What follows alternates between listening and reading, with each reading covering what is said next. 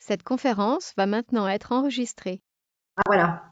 Bon, bah, j'ai oublié l'enregistrement, zut.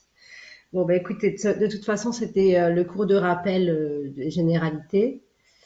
Et puis, bon, bah, on va reprendre les virus. Voilà, ça commence principalement là, hein. Donc, alors, je vais reprendre. Du coup, là, vous voyez mon écran? Oui. Ok. Maintenant, c'est parti. Zut. Partager l'écran.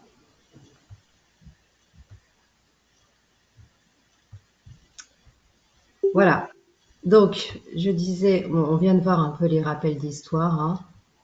C'était surtout, je vous disais que c'était très récent, hein. L'observation et l'étude des virus a connu son essor très récemment, en réalité. À partir de 1930 avec le microscope électronique et pas avant les années 60, hein, donc au XXe siècle, avec les cultures cellulaires.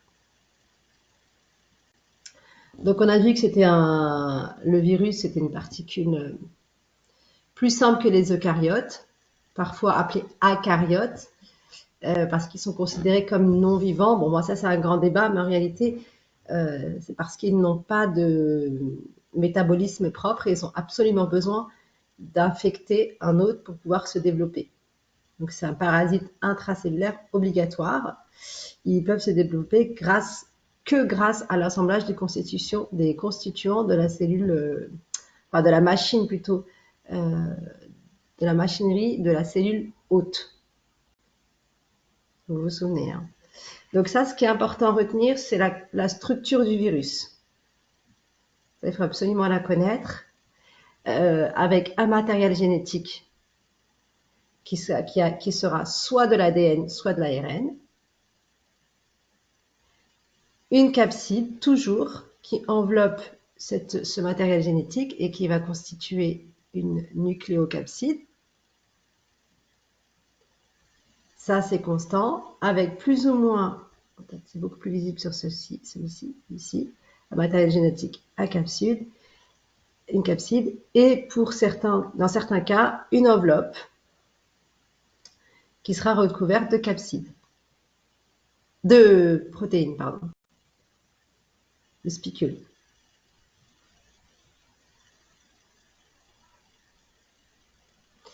Donc, on vient de le voir, hein, il y a un matériel génétique qui sera soit de l'ADN, soit de l'ARN, qui sera soit monocaténaire, un simple brin, ou bicaténaire,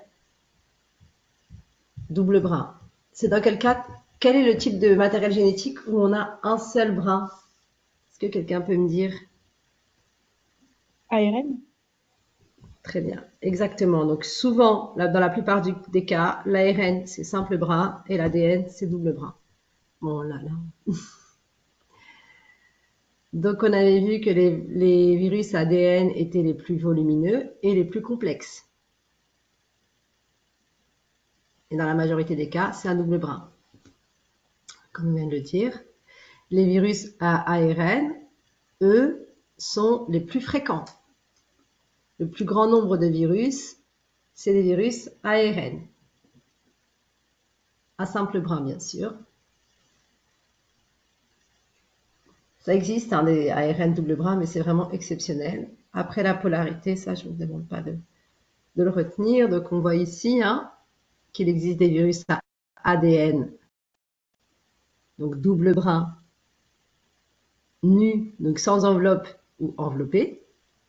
Pareil pour les ARN, les virus à ARN, donc simple brin, vous voyez ici, nu, donc c'est des nucléocapsides, ou enveloppés, donc une enveloppe et à sa surface des spicules. Pour la capside, vous vous souvenez, on a vu que c'était une boîte constituée de protéines. Ces protéines forment des sous-unités qu'on appelle des capsomères. Et l'ensemble capside-génome forme le nucléocapside. Vous vous souvenez des formes de symétrie? Quelqu'un peut me citer les différents types de symétrie qu'on a pour les capsides?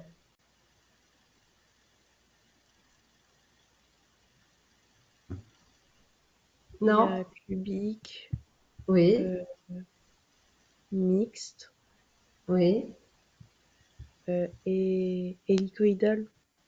ouais, c'est ça. Donc c'est sur la page suivante, non, un peu plus tard.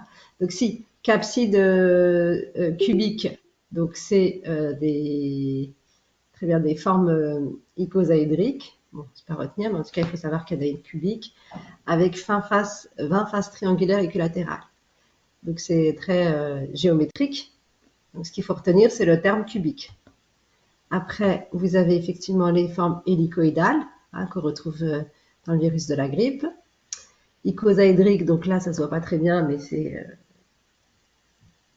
la même que celle de précédemment vue. Et surtout, et aussi une forme complexe, donc on n'a pas développé dans ce cours, mais qui est constituée à la fois d'une forme icosaédrique et hélicoïdale. On la retrouve dans les poxvirus ou dans les bactériophages. Non, symétrique, c'est bactériophage. Et après, on a d'autres symétries plus complexes, dans les poxvirus, etc. Mais ça, on l'a pas dit.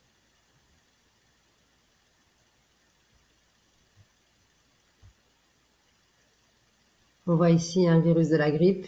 C'est un virus à ARN qui est entouré d'une capside euh, hélicoïdale.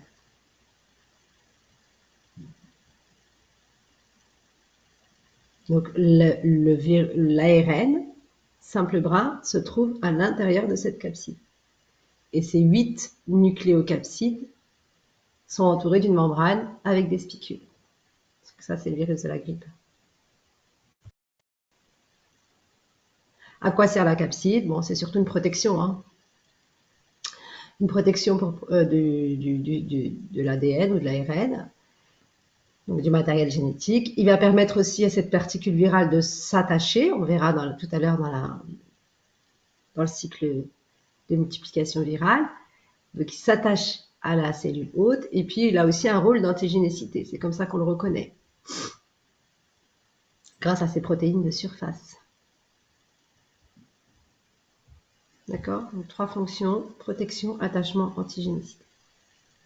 Alors, l'enveloppe, donc, vous vous souvenez, qui n'est pas toujours présente, enfin pas dans tous les virus, c'est uniquement chez les virus enveloppés, et qui est recouverte de protéines ancrées, qu'on appelle spicules. Donc l'enveloppe, elle va entourer la capside de certains virus, pas tous. Sa nature, bon, il y a à la fois des protéines, des glucides et des lipides. Et surtout, à la surface, on va retrouver des glycoprotéines qu'on appelle spicules. Paradoxalement, les virus enveloppés sont les plus fragiles. Vous vous souvenez? Parce qu'ils sont plus sensibles aux influences extérieures.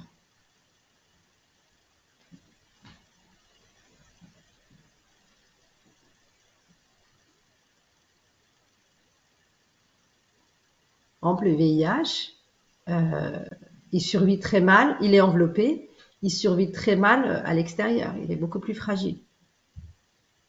Mais par contre, il va se transmettre de façon directe, donc soit par le sang, soit directement par contact sexuel. Bon, on a des exceptions, B et C sont assez résistants.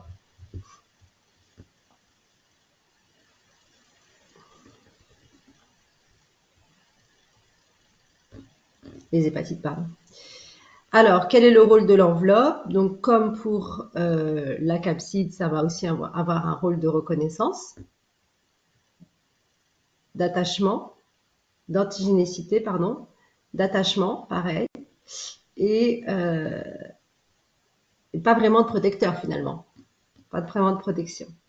Donc, on reconnaît les récepteurs cellulaires ici de l'enveloppe et ça permet de se fixer sur la cellule hôte.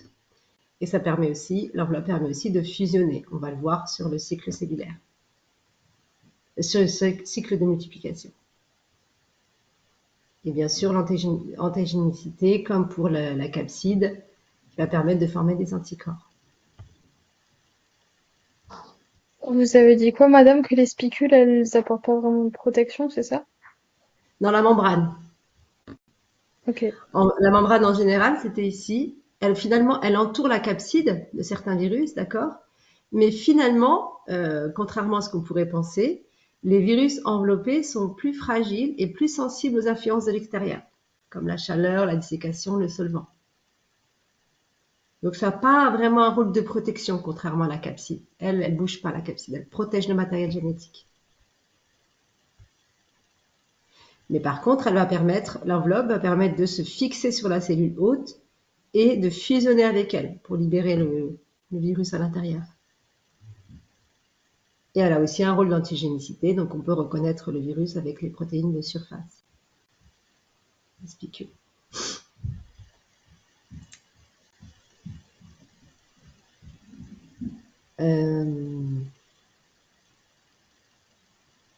Oui, la constitution, bon, bah ça, c'est pas la peine de le reconnaître, de l'apprendre par cœur, mais on le verra quand on se développe, quand on verra le cycle cellulaire. Soit on la fabrique grâce à des membranes de la cellule hôte, soit à des membranes intracellulaires de la.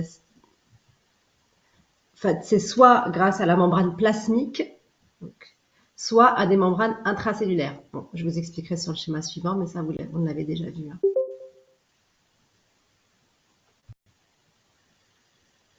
Est-ce qu'il faut retenir justement la constitution ou pas? Non, non, non. C'est juste logique. Hein. Ici, on le voit, c'est bon, on le verra sur le cycle, je vais vous en reparler puisque c'est plus parlant en images, on va dire. Les classifications, pareil, c'est pas la peine de retenir tous les types de classifications qui existent. Il faut le savoir. On peut classer un virus soit parce que selon son matériel génétique, on dit que ce sont des virus à ARN ou ADN, soit parce que selon leur structure, on dit des virus nus ou des virus enveloppés, soit par leur mode de réplication, soit les cellules qui vont infecter. Hein. Par exemple, des bactériophages, c'est des virus qui affectent des bactéries, ou soit par les maladies associées. On dit que ce sont des virus à hépatite, le virus des hépatites, etc.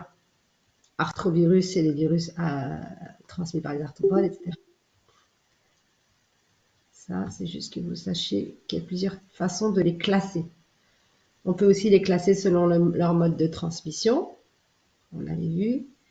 Et donc, au total, ça nous donne une classification. Oups, j'étais trop vite. Qu'on utilise, qui résume tous les types de classification. Donc, ici, vous voyez qu'il y a deux types de virus, de virus à ADN et à ARN. Pour chacun des types de virus, on a des doubles brins, simples brins. Donc, beaucoup plus de doubles brins à ADN et beaucoup plus de simples brins à ARN. La classification de Baltimore, donc c'est en fonction du simple ou double brin, enveloppé ou non. Donc on voit, hein, il y a des virus double brin enveloppé ou nu, et simple brin enveloppé ou nu. La symétrie de la capside, donc voilà les types de capsides qu'on retrouve, hein, icosaédrique, hélicoïdale ou complexe mixte. Mixte, il n'y a que les bactériophages, ils ne sont pas ici. Et enfin, les virus selon les maladies qui vont engendrer, donc virus herpès, virus varicelle, virus de la variole, coronavirus, entérovirus, etc.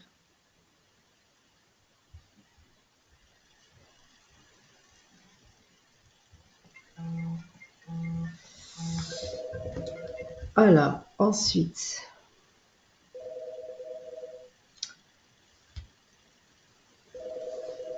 J'ai pas envie de tout ça. On a une autre façon de classer les virus en fonction avec un suffixe. Donc, vous l'avez peut-être déjà vu, viridé, quand c'est le grand nom de famille, entre guillemets, viriné, c'est sous-famille, le virus, c'est le genre, et l'espèce, ça va être la maladie provoquée par le virus.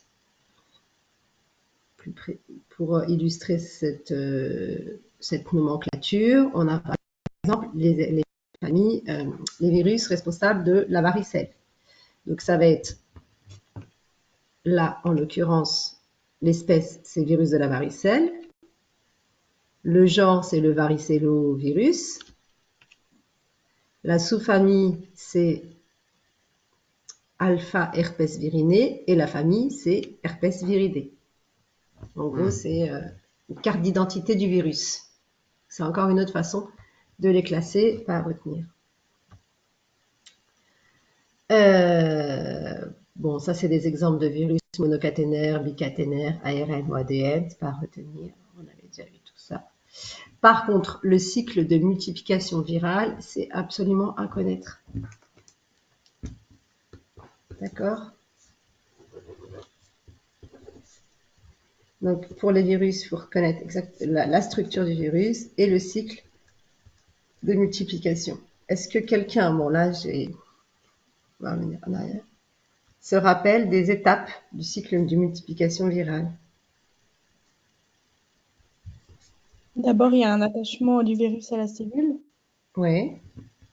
Ensuite, il va pénétrer du coup dans le virus. Mhm. Et après, il y a une décapsidation. Du coup, il va libérer son génome dans le cytoplasme de la cellule.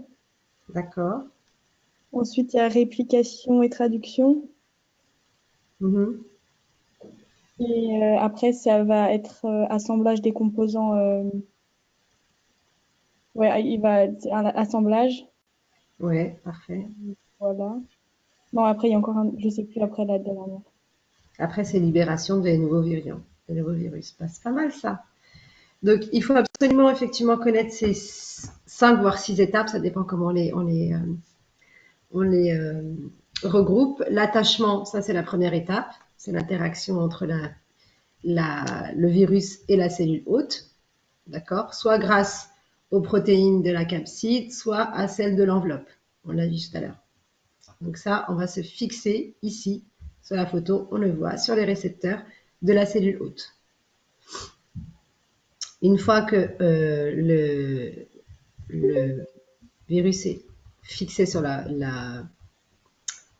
l'enveloppe, pardon, sur la cellule hôte, il va pénétrer.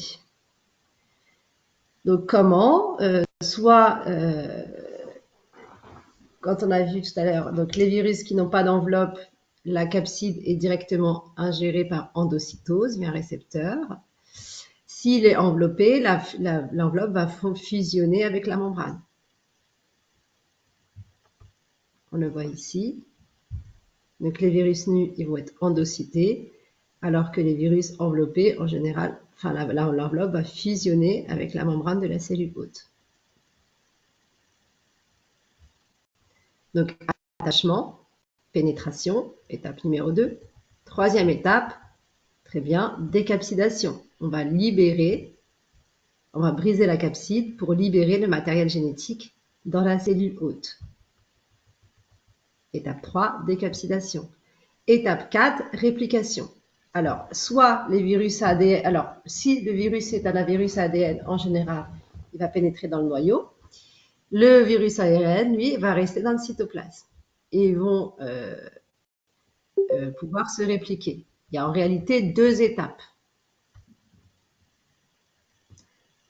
Transcription, alors réplication du génome viral. Donc, on va faire plusieurs modèles de ce génome. Si c'est un ARN, on aura plusieurs ARN identiques. Si c'est un ADN, on aura plusieurs ADN. Et ensuite, il y aura une partie de ces gènes qui vont être transcrits et traduits en protéines. Donc, au total, on aura un lot de protéines, de matériel, et un lot d'ADN. Et c'est grâce à ça ensuite qu'on va reconstituer des virus, des nouveaux virions. Donc, quatrième étape, pardon, réplication. Donc, transcription, traduction et réplication du génome en réalité. Donc, on pourrait dire 4-5. Une fois qu'on aura donc à la fois ces protéines et ces copies de matériel génétique, on pourra réassembler tous ces composants pour créer des nouveaux virus qui seront ensuite libérés de la cellule hôte de 2 façons, soit par destruction cellulaire, ils seront tous libérés dans le sang, soit par bourgeonnement. La plupart du temps, pour un virus enveloppé, il y aura un bourgeonnement. Pour un virus nu, il y aura une destruction cellulaire. D'accord? Donc, il faut connaître les étapes. Ça peut très bien faire l'objet d'un schéma à remplir ou des choses comme ça. Ou citez-moi les différentes étapes du cycle cellulaire, de multiplication virale, pardon. Bon, bah, les infections lytiques, etc., on les avait vues, c'est pareil. Je ne vous demande pas forcément de tout retenir, mais de comprendre que certains virus vont détruire les cellules, alors que d'autres, la cellule va rester saine. On le voit ici. Quand le virus s'en va par bourgeonnement, la cellule hôte, elle reste intacte. D'accord? Donc, il y aura moins de lésions cellulaires, moins de destruction du tissu. Ça, on avait vu dans le premier cours déjà.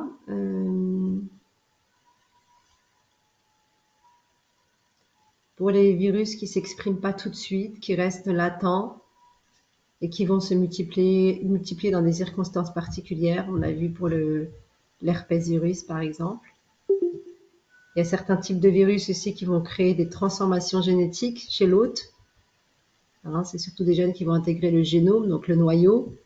Et c'est souvent ce qu'on appelle des virus tumoraux ou oncogènes, qui vont intégrer le génome de la cellule hôte et la transformer en cellule cancéreuse, qui va comme ça, au lieu d'être détruite, au contraire, se multiplier à vie et former des tumeurs. On a par exemple l'HPV, le virus du papillomavirus, le papillomavirus tout simplement, qui donne le cancer du col de l'utérus. Ou certains autres virus qui peuvent donner des leucémies, etc. Alors, comment on fait un diagnostic? Ça, maintenant, vous connaissez par cœur. Juste quelqu'un qui peut me dire comment on fait un diagnostic? Les deux grandes façons. Du coup, direct et indirect. D'accord. Et pour diagnostic direct, on fait comment?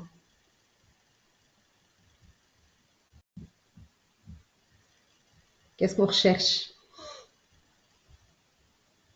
On va chercher du coup le virus directement avec un test ELISA du coup.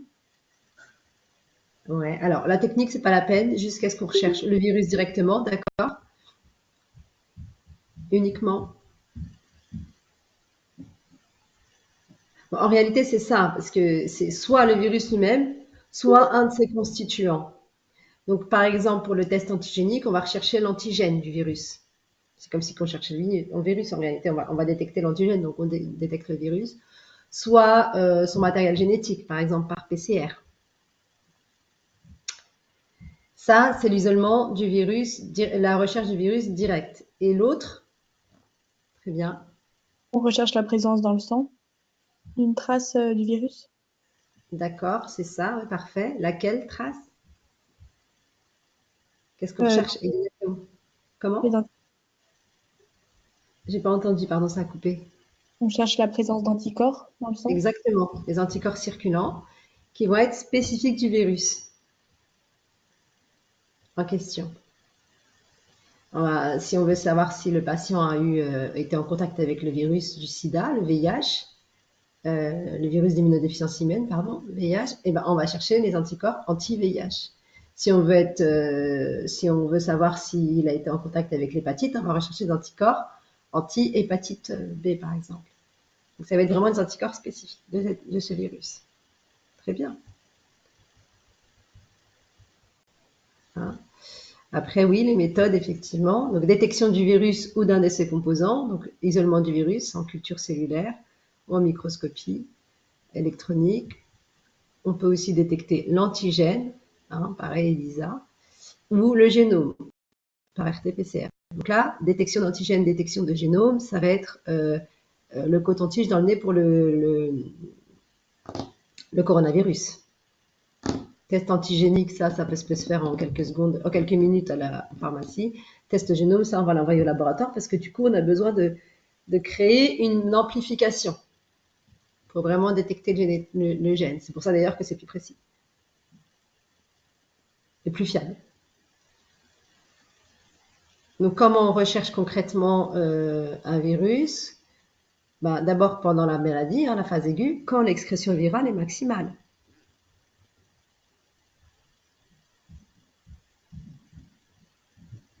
Et on va aller directement sur l'organe cible. Là, en l'occurrence, pour le coronavirus, on va chercher dans le nez ou la gorge. Mais pour le papillomavirus, par exemple, on va faire un frottis cervico-vaginal. Et après, donc, on va aller directement chercher dans le site, sur le site infecté. Dans le sang, dans les selles, dans les urines, etc. Alors que le diagnostic indirect, comme vous venez si bien le dire, c'est la détection des anticorps. Pareil par ELISA. Et on va chercher la présence d'anticorps par une sérologie. On appelle ça une sérologie. Bon, la distinction IgM, etc., je ne vous demande pas de le savoir, mais c'est vraiment, voilà, ce qu'il faut retenir, c'est direct, indirect. Direct, qu'est-ce qu'on recherche? Le virus ou un de ses constituants, antigènes ou matériel génétique. Et indirect, c'est les anticorps. Et ça, Elisa, on avait vu. Alors, la réponse immunitaire, ça aussi, il faut savoir. Mais vous l'avez fait en immuno, hein. Il me semble que vous avez des cours d'immuno. Hein.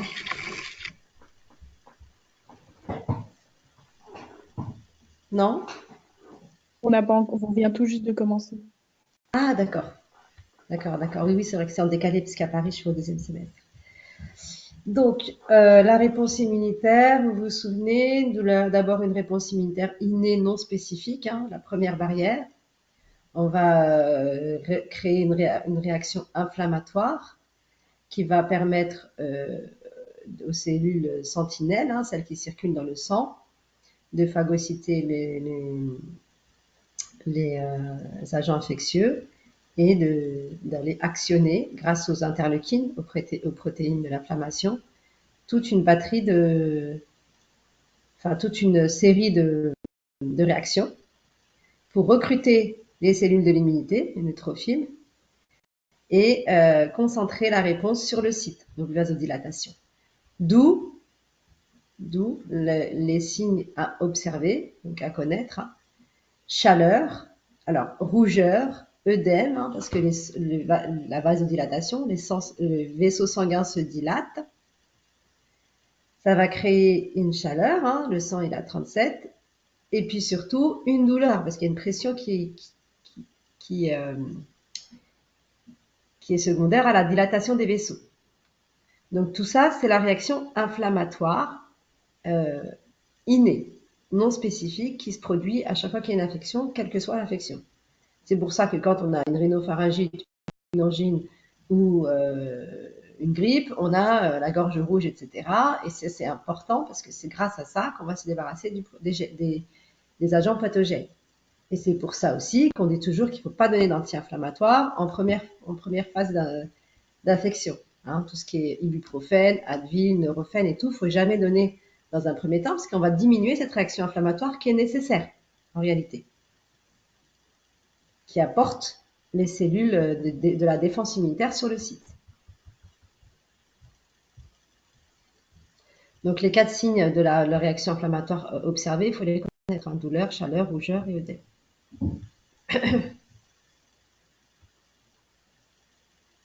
Donc quand on a très mal à la gorge, parce qu'on a une rhinopharyngite, il ne faut pas donner d'anti-inflammatoire. On va peut-être donner un médicament qui calme, du paracétamol ou des sprays anesthésiants, mais pas plus.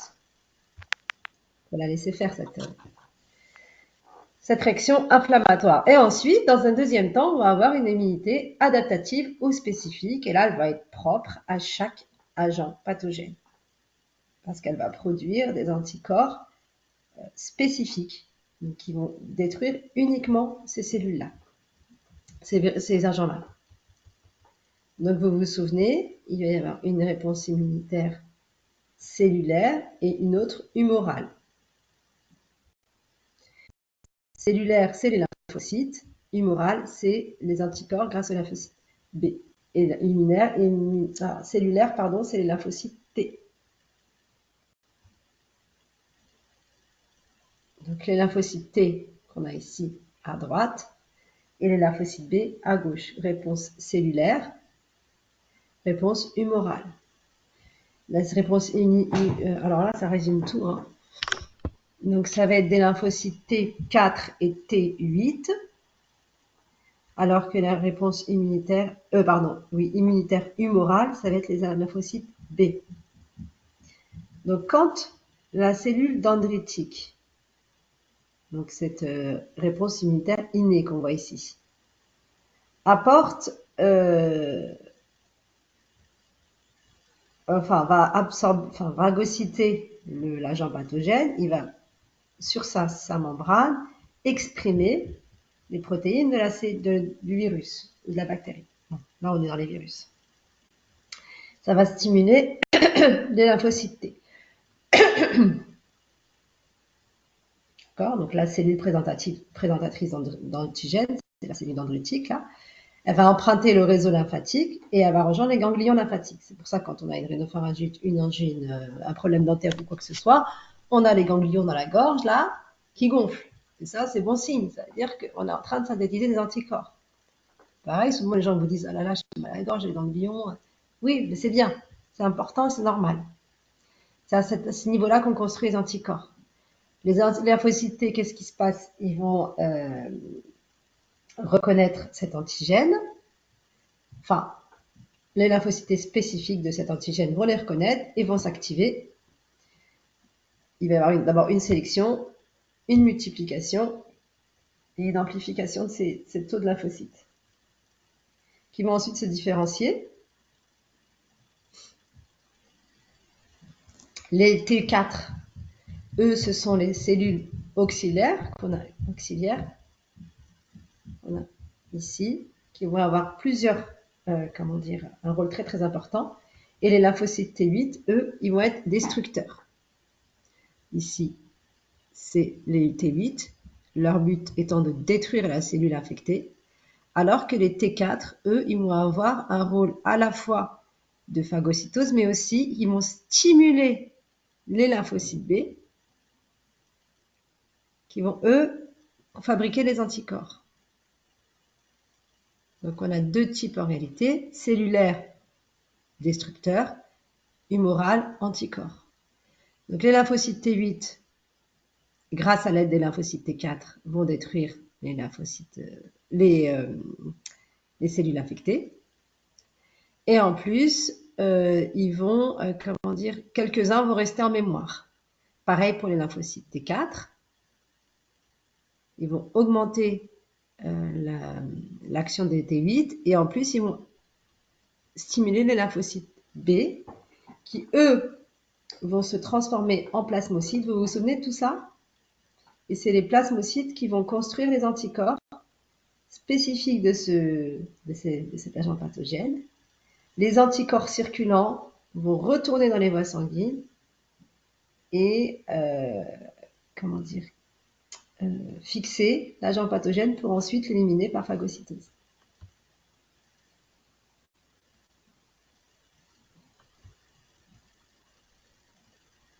Ça, c'est la réponse cellulaire. Donc, on a tous les lymphocytes T différents dans la voie lymphatique. Un lymphocyte T va reconnaître ce virus.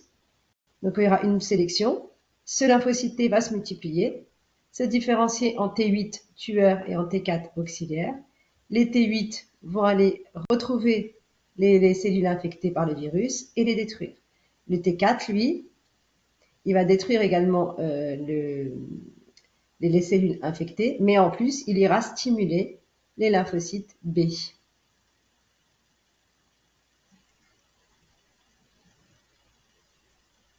Les lymphocytes B qui vont produire des anticorps antivirales et qui va ensuite qui va d'abord se transformer en plasmocytes, qui vont sécréter des anticorps. Ces anticorps vont ensuite immobiliser l'agent pathogène, qui, dans un deuxième temps, sera phagocyté par les macrophages.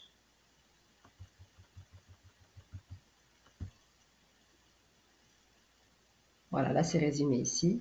Le lymphocyte B, quand il sera en contact avec cet antigène précis, sous l'influence des lymphocytes T4, va se transformer, d'abord se multiplier, puis se transformer en plasmocytes qui produiront les anticorps. Les anticorps vont ensuite neutraliser l'agent infectieux qui sera phagocyté par les macrophages, puis éliminé par les voies lymphatiques. Bon, j'ai mis plusieurs schémas, je pense que vous pouvez vous attarder sur un seul, celui-ci est très bien aussi. Donc, qu'est-ce qui se passe? Là, je vous disais que une fois qu'on aura produit des lymphocytes B et des lymphocytes T spécifiques, un certain nombre d'entre eux resteront et iront se mettre... Non, c'est pas sur cette photo. Resteront dans les voies lymphatiques comme des anticorps mémoire. Des lymphocytes B mémoire et des lymphocytes T mémoire. D'accord? Dans un premier temps, quand on est en contact avec un agent pathogène, le temps de produire les anticorps, il est à peu près de 7 jours. On va augmenter le taux d'anticorps dans le sang. Ces anticorps vont éliminer petit à petit le virus et on n'aura quasiment plus de virus, plus besoin d'anticorps. Tout va s'éliminer. Mais on garde un taux d'anticorps comme ça, résiduel, au-dessus de 0, qui va rester en mémoire. Et si on est à nouveau en contact avec cet antigène, l'antigène X ici en vert, vu qu'on a déjà le taux des anticorps mémoire, le délai pour stimuler la réponse et avoir un taux d'anticorps sera beaucoup plus rapide. Parce qu'on gagne toute la période de reconnaissance et de multiplication. Et en plus, le taux d'anticorps sera d'autant plus important. Alors, d'autant plus important que le stock est déjà présent. Donc, plutôt que d'aller sélectionner, multiplier, produire, on a déjà les anticorps mémoire, on les restimule, et ben on en a encore plus. Et là, on éliminera la maladie beaucoup plus rapidement. Par contre, si le même jour, on est en contact avec un nouveau virus, un nouvel antigène, inconnu, pareil, il faut mettre 7 jours à construire les anticorps, etc. Donc la maladie sera beaucoup plus rapidement neutralisée quand on a déjà été en contact. Ça, cette courbe-là, c'est la mémoire immunitaire. Et c'est le principe de cette mémoire immunitaire qui est utilisé dans les vaccinations. C'est pour ça qu'on a un rappel. On met un premier vaccin, on construit des anticorps. On met un deuxième vaccin, on a encore plus d'anticorps. On met un deuxième rappel, on aura encore plus d'anticorps. Ce qui fait qu'à chaque fois qu'on sera en présence du virus, la réaction sera d'autant plus rapide et d'autant plus efficace. Plus on a d'anticorps, plus on se débarrasse facilement du virus. Est-ce que c'est clair? Est-ce que vous avez des questions sur la réponse immunitaire? Madame, moi j'avais juste une question pour le diapo 50. Pourquoi vous avez dit que lors de la première phase de l'infection, il ne faut pas donner des anti-inflammatoires? Alors là, pourquoi il ne faut pas donner un inflammatoire? Parce qu'en fait, quand on est en contact avec un danger pathogène, bon là en l'occurrence c'est une lésion, mais que ce soit un virus, une bactérie ou un parasite, peu importe, une réaction inflammatoire va se produire. Pourquoi? Parce que le corps, quand il est en contact avec cet agent pathogène, va stimuler, vous voyez les cellules sentinelles ici qui circulent. Quand ils vont être en contact avec un agent pathogène, ils vont envoyer, ici on voit les petits points violets, les cytokines, qui vont créer une réaction inflammatoire volontaire. Pourquoi? Parce que plus les vaisseaux sanguins seront dilatés sur le site, plus le nombre de cellules, de globules blancs, de cellules de l'immunité vont arriver sur ce site et vont pouvoir vite neutraliser la bactérie. Donc on a besoin de cette inflammation. C'est une inflammation nécessaire, c'est une inflammation qui est créée par le corps. Si on diminue l'inflammation, il y aura les vaisseaux seront moins dilatés, il y aura moins de cellules blancs, de globules blancs qui vont venir sur le site, donc on mettra plus de temps à se débarrasser de ces agents pathogènes. Vous comprenez ou pas? Oui, en fait, si vous merci. voulez, c'est parfait. On a besoin de cette inflammation pour se défendre. Après, elle va durer quelques jours parce que c'est vraiment la réaction immunitaire innée, c'est la première barrière. Après, au-delà, on va aller chercher dans les organes lymphoïdes, etc. De toute façon, même dans les organes lymphoïdes, ça crée une inflammation parce qu'après, les anticorps vont revenir sur le site. Vous voyez, ils vont circuler, ils vont revenir ici pour canaliser le maximum d'agents infectieux. Donc au début, on disait qu'il faut surtout donner même de corticoïdes, etc. dans le virus. Bon là, après, ça c'est une autre question parce que quand la réponse inflammatoire, il ne faut pas donner d'anti-inflammatoire au début, ibuprofène, etc. pour toutes les infections banales. Après, aujourd'hui, le coronavirus, il est traité par corticoïdes, etc. Pourquoi? Enfin, les formes graves. Hein. Pourquoi? Parce qu'on s'est rendu compte que c'est un dérèglement de la réponse inflammatoire qui a fait qu'il y a eu des cas graves de détresse respiratoire. C'est parce qu'il y a eu un déchaînement là. Vous voyez les cytokines qu'il y a eu ici? On s'est rendu compte qu'il y avait un orage cytokinique, on l'a appelé, dans les cas d'infection de coronavirus sévère. Et c'est trop plein d'inflammation qui a créé des dégâts. Donc en réalité, c'est pas le virus même, c'est la réponse immunitaire qui est inadaptée. Et du coup, là, à ce moment-là, il faut donner des corticoïdes, des anti-inflammatoires puissants. Parce qu'en réalité, c'est la réaction inflammatoire qui a créé les dégâts au niveau pulmonaire. Mais ça, c'est un autre cas de figure. Hein. C'est vraiment dans les SARS, un syndrome de détresse respiratoire aiguë. Mais pour toutes les autres infections banales, ORL, virales, bactériennes, etc., il ne faut pas. Hein. Par exemple, une angine bactérienne, si on lui donne des anti-inflammatoires, on peut faire un abcès, ça peut lui conduire, si bien sûr elle n'est pas couverte par des antibiotiques. Tout ce qui est bactérien, par contre, à partir du moment où on a des bactéries, des antibiotiques, par exemple, sinusite bactérienne, angine bactérienne, infection pulmonaire, là oui, il faut donner des anti-inflammatoires. Parce que de toute façon, on a donné le traitement de la bactérie qui est l'antibiotique. Donc en calmant l'inflammation, on calme les douleurs et la réaction, l'œdème. Quand on a une grosse angine où les amygdales sont quasiment collées, quand c'est bactérien, le fait de donner des antibiotiques nous permet de diminuer l'inflammation pour ensuite pouvoir manger, avaler, boire, etc. Pareil pour la sinusite. La sinusite, quand on a une sinusite bactérienne, c'est tellement douloureux, tellement inflammé, qu'on va donner des antibiotiques pour traiter la bactérie, mais bien sûr, on va donner des corticoïdes aussi pour désinflammer et diminuer la pression dans les sinus, qui est très très douloureuse. Mais quand c'est une simple infection, il faut surtout pas en donner. Alors, j'en étais où du coup? Réponse immunitaire, ok. Bien, la vaccination, bien sûr. Donc ça, c'est un chapitre important aussi à connaître. Avec, oups, je vais trop vite. Voilà. Donc, bon, ça, c'est les rappels historiques, on l'avait déjà vu, revu. C'est un schéma qu'on avait vu avec Pasteur. Pourquoi vacciner? Bon, ça, vous l'avez compris, hein, pour protéger les populations les plus fragiles, les nouveau-nés, les personnes âgées, les immunodéprimés. Et puis, on vaccine contre quoi? Contre des maladies infectieuses. Bon, la plupart du temps, c'est des infections virales. On a quelques vaccins aussi contre des maladies bactériennes. Diphtérie, tétanos, oui, bien sûr, ça fait partie des vaccinations obligatoires. La tuberculose, ça l'est plus. Ça n'est plus obligatoire parce qu'on s'est rendu compte que le vaccin n'était pas très protecteur encore. Il va protéger uniquement, enfin essentiellement les méningites tuberculeuses dans la première année de vie. Donc on va vraiment vacciner les personnes à risque d'être en contact avec la tuberculose. Le but, c'est d'éradiquer une maladie. On l'a vu avec la variole, hein, même si c'est arrivé très très tard, hein, jusque dans les années 80. La polio, bien sûr, la poliomyélite, diphtérie, tétanos, polio, c'est le trio dans la vaccination obligatoire depuis toujours. Et l'hépatite B, c'est en cours. Hein. C'est devenu obligatoire pour tous les nouveau-nés depuis 2012, ça fait 10 ans déjà. Et on est en bonne voie.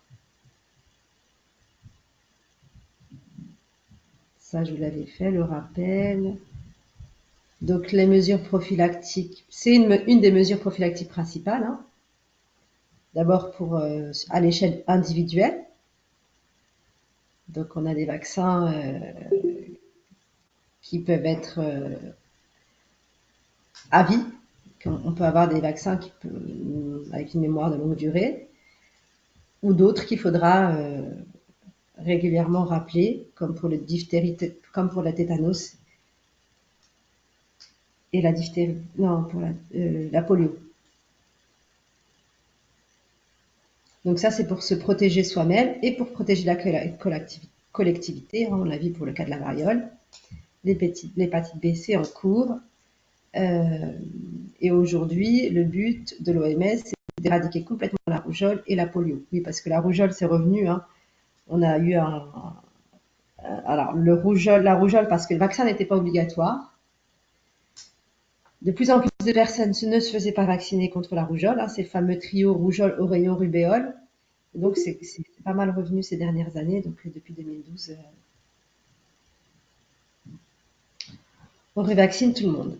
Alors, le taux de reproduction, ça, je vous en avais parlé aussi. C'est pas à retenir. C'est vraiment pour suivre l'évolution d'une épidémie. Vous vous souvenez avec le coronavirus. D'ailleurs, ça n'a rien à faire avec je sais pas pourquoi je vous l'ai mis dans le chapitre vaccin. Ah oui, c'est parce que le taux de reproduction va nous donner un indicateur sur l'évolution de la maladie et savoir combien de personnes doivent être vaccinées pour pouvoir atteindre un minimum de contagiosité. Bon, c'est pas à retenir. Ce qu'il faut surtout retenir, c'est là. Comment on vaccine, avec quel type de vaccin, enfin, quels sont les types de vaccins existants. On a des vaccins, vous vous souvenez, entiers, sous-unitaires, ADN ou à vecteur viral.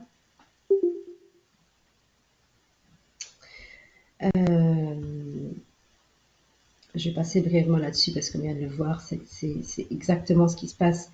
Quand on injecte un vaccin, on injecte une partie du virus. Donc on verra si il y a soit un virus entier, soit une sous-unité, soit une partie, donc sous-unité, c'est on va dire un antigène, soit un ADN, etc. Donc qu'est-ce qui se passe? On va avoir exactement la même chose que la réaction immunitaire. D'abord, les cellules sentinelles qui circulent vont reconnaître, ça va activer la circulation, la réaction immunitaire cellulaire avec les lymphocytes B et humorale avec les lymphocytes B. D'accord? Qui va produire les anticorps. Et quand on sera à nouveau infecté, les anticorps vont tout de suite isoler le virus.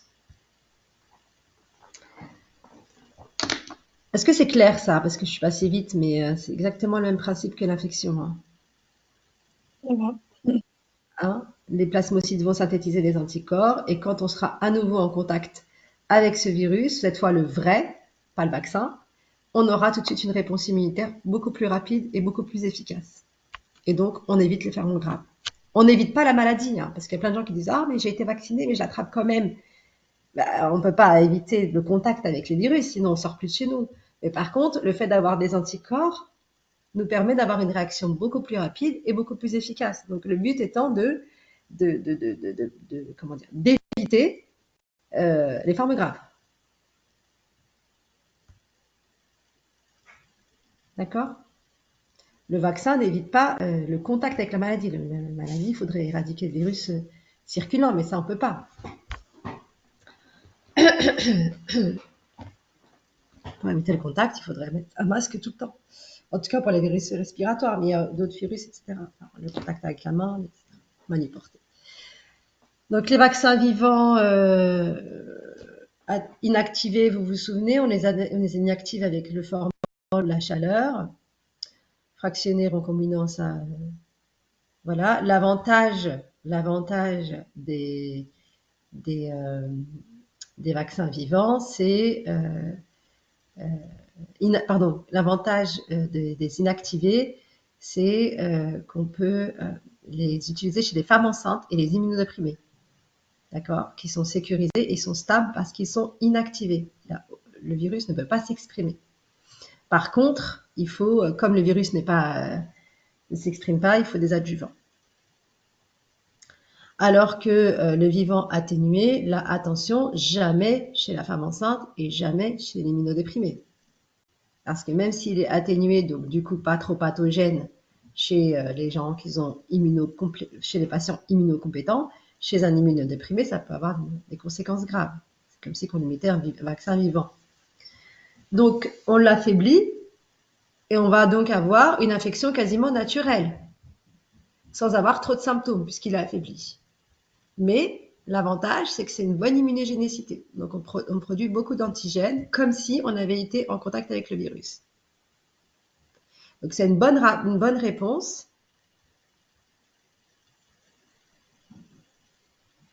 Et une bonne réponse et une protection de longue durée. C'est comme si on avait produit des anticorps avec une infection réelle.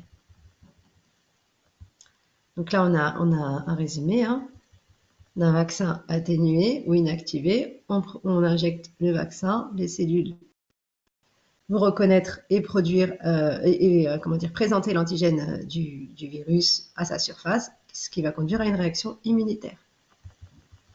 Ça, c'est pour les virus entiers. Les virus sous-unitaires, là, on va injecter qu'une partie du virus.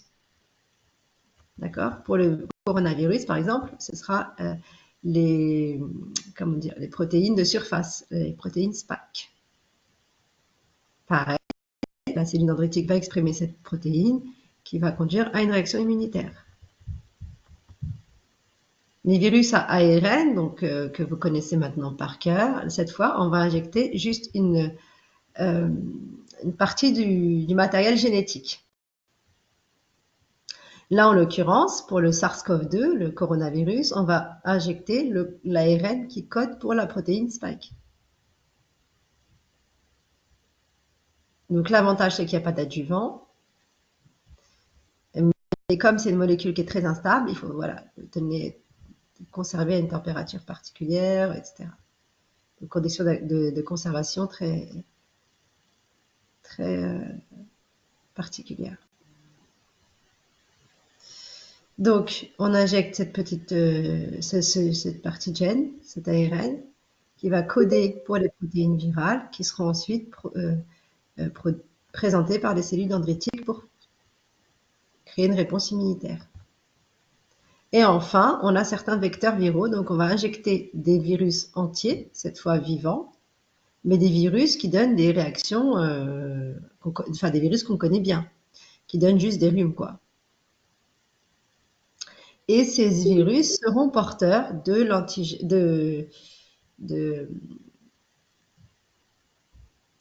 seront porteurs du gène du virus pathogène. Donc, on introduit dans l'adénovirus, par exemple, qui est un virus qu'on connaît très bien, qui donne juste des rhinopharyngites, dans ce virus, on va injecter du matériel génétique du coronavirus.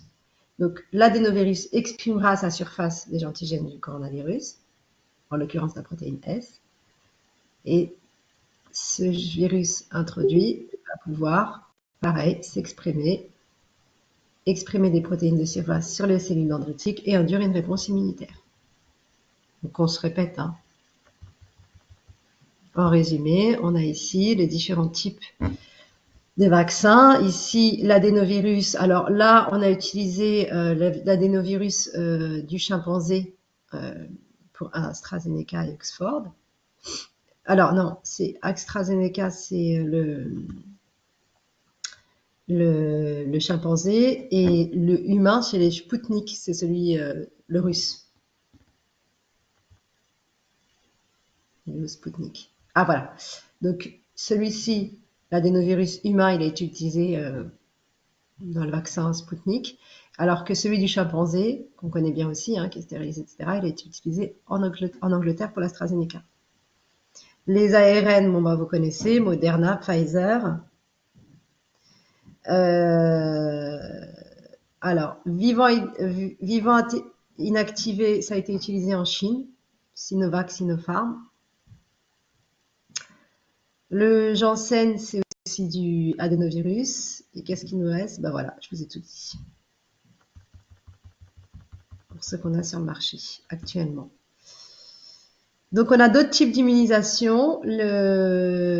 L'immunisation passive, c'est quand on ne peut pas attendre d'être vacciné ou quand le traitement il faut absolument, quand il n'existe pas de traitement, il faut absolument injecter des immunoglobulines humaines qui vont vite se débarrasser du virus.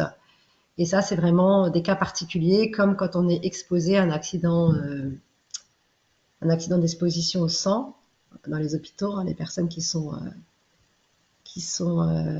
blessées avec du sang, dont la personne est, quand le sang est positif, quand on est infecté par du sang d'un patient positif à certaines pathologies. Donc, par exemple, l'hépatite B, on va introduire des immunoglobulines chez le personnel qui s'est blessé. J'espère que je suis claire. Dans d'autres cas aussi, comme pour la rage ou si la maman est par exemple hépatite B, on va en introduire chez les nouveau-nés. Donc les immunoglobulines, c'est des anticorps, hein, en gros, mais qui sont construites au laboratoire. Voilà, c'est quand même très particulier. C'est voilà, de la prophylaxie. Et les traitements antiviraux, ça c'était juste 2 mots pour vous dire qu'on pouvait agir sur différents cycles du cycle de multiplication virale grâce aux antiviraux.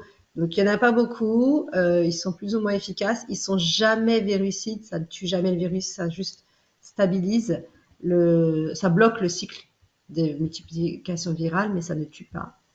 On a par exemple l'aciclovir pour d'herpès.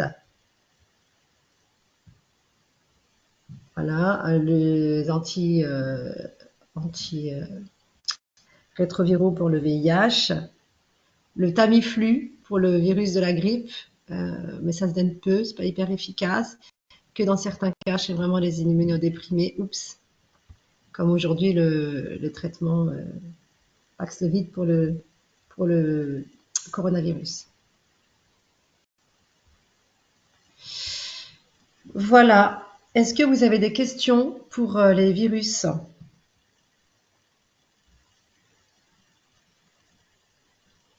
Est-ce que la partie thérapeutique antivirale, tout retenir ou pas? Non, non, non. Ok. Non, ce qu'il faut retenir, c'est vraiment la réponse immunitaire, les différents types de vaccins. Et pour la structure, et pour les virus, la structure et le cycle de multiplication virale. Alors là, c'est vraiment important. D'accord? Alors, toujours pas de son? Mince. Ah oui, vous m'aviez envoyé ça tout à l'heure, d'accord, 8h54. Et là, c'est Étienne Cron. Très bien. Alors, je mets pause et on se retrouve dans une demi-heure à 45? 50? 48. Allez. À tout à l'heure. Cette conférence va maintenant être enregistrée. Bah écoutez, du coup, on a raté toute la partie bactériaux là. Bon bah tant pis. Alors, je suis désolée. Et pourtant, on m'avait prévenu, mais... Donc, comment je refais pour arriver sur la page?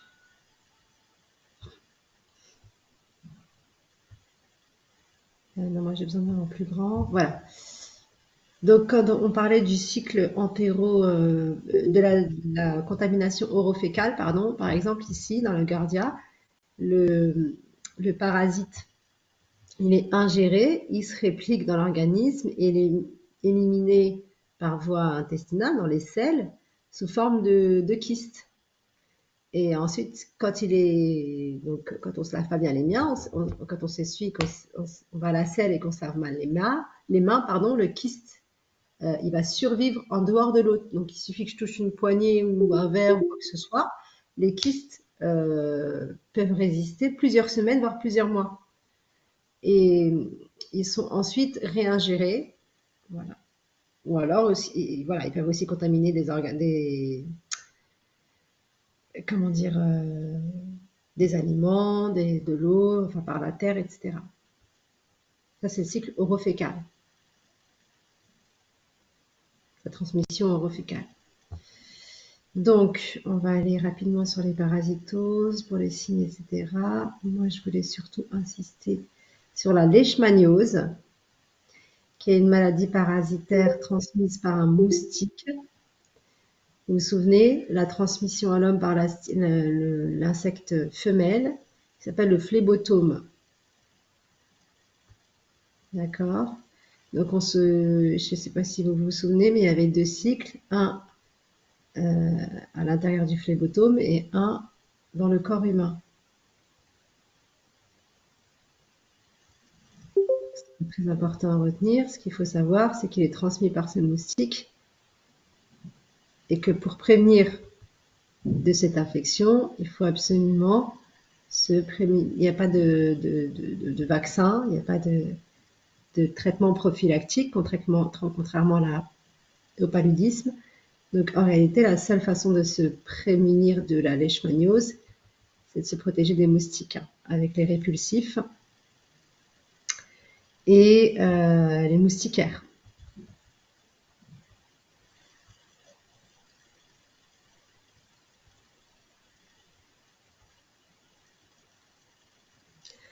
Un autre parasite, c'est l'Antemeba histolytica. Pareil, on avait vu transmission orofécale, parce que les formes kystiques sont éliminées dans les selles.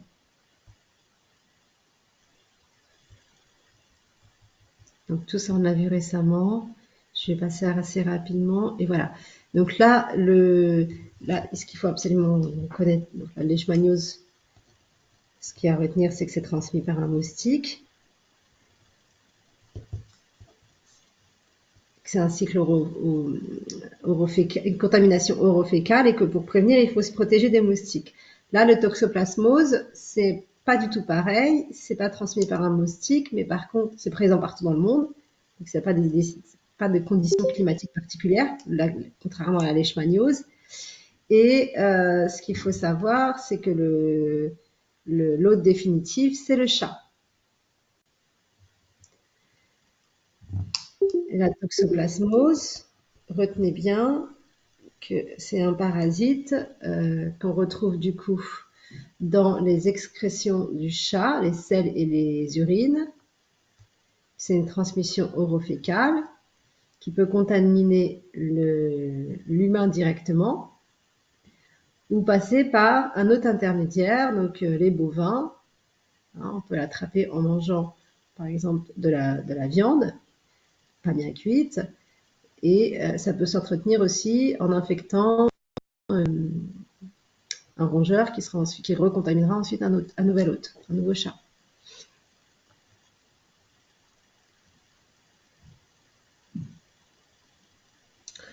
Donc, le tableau cliniquement de la toxoplasmose, c'est souvent asymptomatique. Il y a plein de personnes qui ont attrapé la toxoplasmose sans s'en rendre compte, ou alors avec un petit rhume, une petite réaction inflammatoire. Par contre, si on est dans un état d'immunodépression, on peut avoir des formes très sévères de toxoplasmose jusqu'au décès, allant jusqu'au décès. Et le cas particulier de la toxoplasmose, c'est en cas de primo-infection prénatale. Donc, quand la femme enceinte, est en contact de la toxoplasmose, du toxoplasme, sans avoir été déjà immunisée, donc faire une toxoplasmose enceinte, ça peut être très dangereux pour le fœtus. Donc, à retenir les mesures de prophylaxie. En général, c'est de manger, d'éviter les chats et leurs excréments, donc bien se laver les mains quand on s'occupe de la litière des chats, bien cuire la viande. Donc c'est surtout moutons, chèvres et sangliers, très peu finalement porc et cheval, bovin comme ici. Et de toute façon, bien se désinfecter. Par contre, chez la femme enceinte, qui est séronégative, c'est-à-dire qui n'a pas d'anticorps contre la toxoplasmose, ou qui n'a jamais été au contact de toxoplasme, il y a des mesures particulières. Donc ça, c'est à connaître. D'accord? Ne surtout pas manger de viande crue chez la femme enceinte. Donc on parle de la femme enceinte séronégative, mais en général, il ne veut pas. Manger de la viande donc bien cuite, ou ayant été congelée au préalable.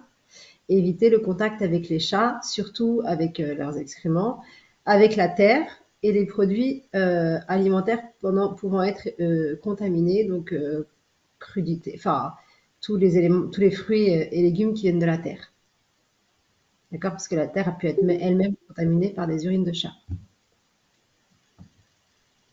Et alors, ça se fait pas dans tous les pays, mais en tout cas en France, c'est comme ça. On fait une sérologie mensuelle. Donc tous les mois, on dose des anticorps antitoxoplasmose parce qu'on sait qu'il faut à peu près un mois enfin 3 semaines pour construire les anticorps. Donc on est dans les temps pour pouvoir traiter si ça se positivait. Vu que des fois on peut être asymptomatique. D'accord? Donc à retenir, femme enceinte, sérologie mensuelle, pas manger de viande crue, en tout cas bien cuite ou ayant été congelée, pas s'occuper de chat et éviter les aliments de la terre. Donc tout ce qui est crudité, fruits et légumes, bien nettoyés ou bien cuire. D'accord? Est-ce que vous avez des questions? Non, ça va. Parfait. Alors, en plus de la leishmaniose, les parasites qui sont transmises par un moustique, c'est le paludisme. Et ça, c'est aussi important à connaître. Donc, c'est une des maladies qui est plus importante de l'homme. Hein.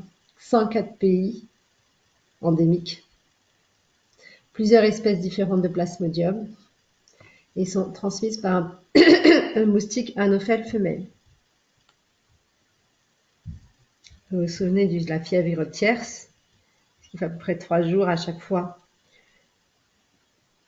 pour un cycle du parasite qui va à la fois atteindre les cellules du foie, les globules rouges, il y a une hémolyse, de la fièvre, et ça retourne comme ça. Alors, vous verrez tous les fièvres tierces. Donc quand c'est pas traité, ça peut être très dangereux. Forte létalité sans traitement.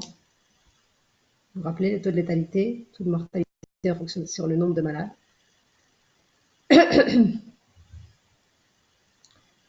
Donc il peut y avoir certains palus qui donnent juste un syndrome grippal. Après la fameuse fièvre tierce, il peut y avoir juste ces symptômes jusqu'à des formes beaucoup plus graves qui sont dues à un type de plasmodium particulier qui s'appelle le falciparum et qui peuvent atteindre le cerveau, des organes vitaux. Donc, comment prévenir le paludisme? Comme la leishmaniose, protection contre les moustiques, répulsifs moustiquaires.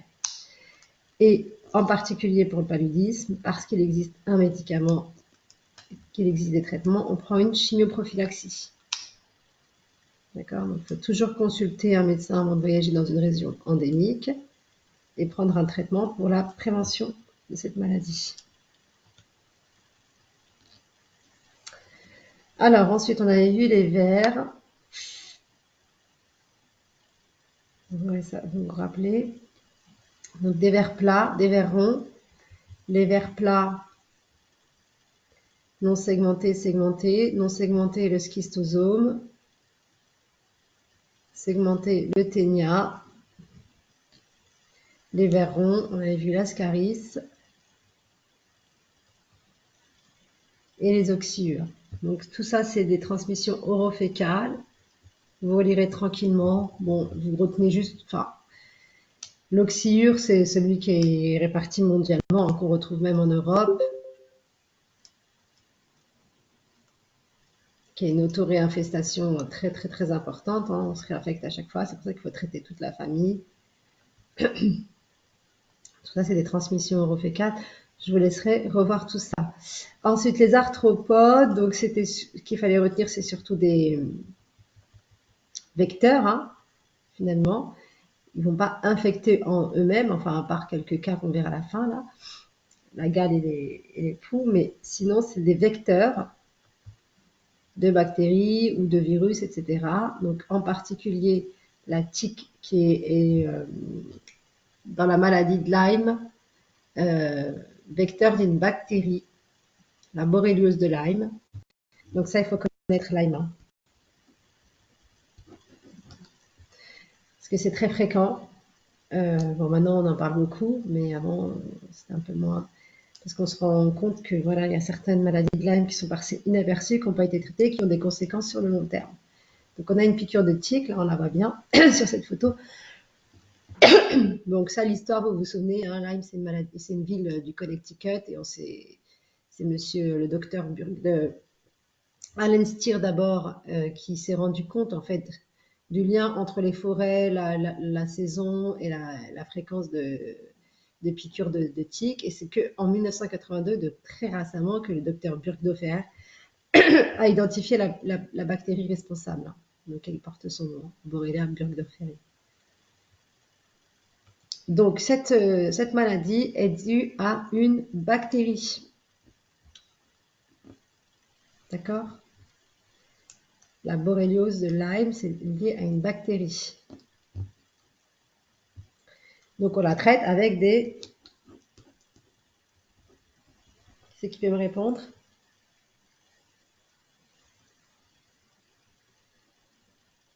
Avec des antibiotiques? Non. Exactement. C'est une bactérie qui peut avoir des conséquences graves sur le long terme. On traite avec des bactéries, des antibiotiques, pardon. Exactement. Donc qu'est-ce qui se passe? On a une piqûre, on a une érythème, donc une rougeur, qui va ensuite s'étendre, puis disparaître, et après c'est la bactérie qui va agir sur le long terme, enfin plus en profondeur si elle n'est pas traitée. Il y a plusieurs phases. Première phase, c'est l'infection cutanée classique qu'on a là, l'érythème migrant.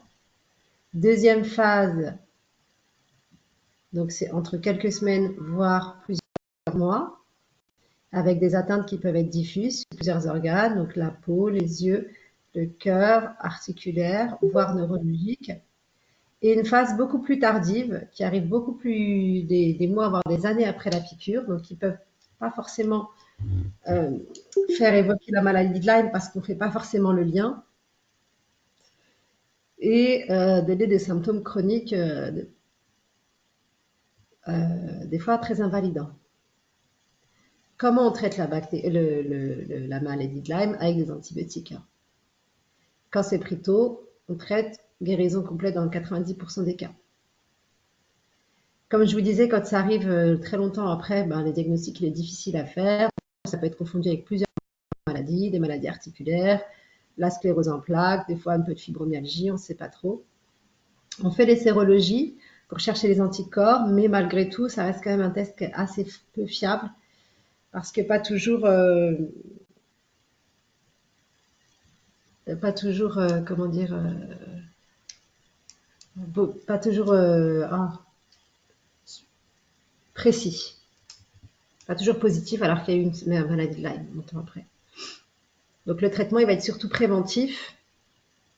Donc quand on va dans des milieux riches en tiques, en forêt, etc., ben, il faut se protéger, s'habiller, manches longues, bottes. Et puis si jamais on se fait piquer, très très vite enlever la tique. Il y a des pinces anti-tiques ici, là on voit sur la brochure, qui sont vendues en pharmacie ou même en grande surface, je crois maintenant. Il faut bien surveiller, et surtout si l'érythème persiste, il faut vite consulter pour traiter par antibiotiques. D'accord?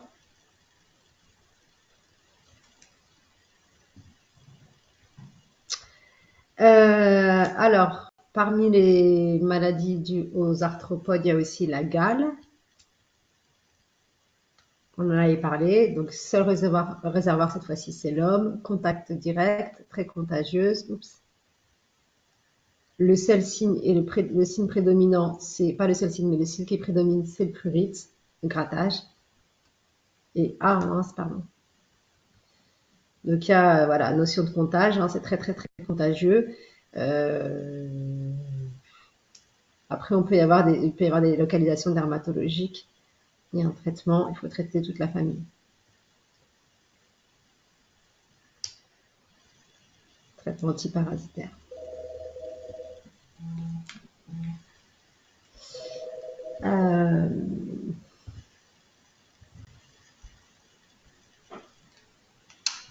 Alors ensuite, dans les autres parasitoses, on a les poux aussi. Bon, ça vous savez, vous regarderez tranquillement. Les champignons, je voulais quand même dire un petit mot avant d'attaquer les maladies infectieuses. Bon, ça, vous le relirez tranquillement pour faire la différence entre levure et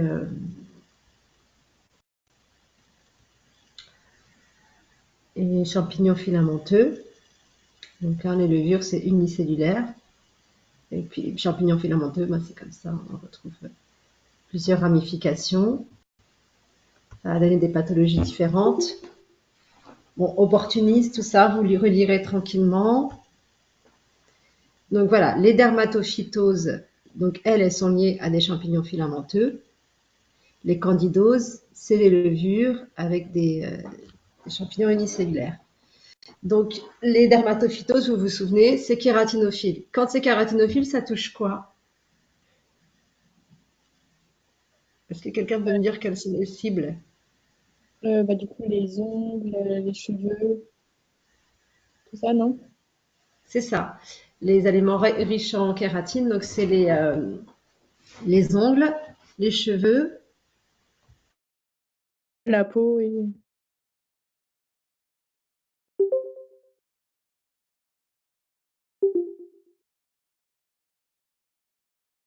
Alors, attendez. Je crois que mon téléphone, mon ordinateur doit avoir un problème sur l'écran. Je ne sais pas si tout se déclenche tout seul aujourd'hui. Alors, je reviens. Donc, ça touche la peau et les fanères. D'accord? La peau, on est d'accord, les fanères. Donc, effectivement, cheveux et ongles. Parfait. Alors, les facteurs favorisants, ça c'est aussi bien pour les dermatophytoses que pour les candidoses. C'est toujours à peu près les mêmes facteurs. Donc, chaleur, macération, humidité, l'âge, certains terrains génétiques, l'immunité, le diabète. Faut pas l'oublier, le diabète. Ça favorise. Alors, pour les kératinophiles, donc les dermatophytoses, ça va toucher à la fois la peau, les fanères. Donc, la peau, ça va être la peau glabre, donc sans poils. Et la lésion spécifique de dermatophytose dans la peau glabre, c'est l'herpès circiné. D'accord. Ça touche aussi les petits plis, donc entre les orteils, entre les doigts, et les grands plis. D'accord. Ça peut toucher les ongles, mais la particularité pour le dermatophyte, c'est qu'il ne touche pas, il n'y a pas de périonnexis.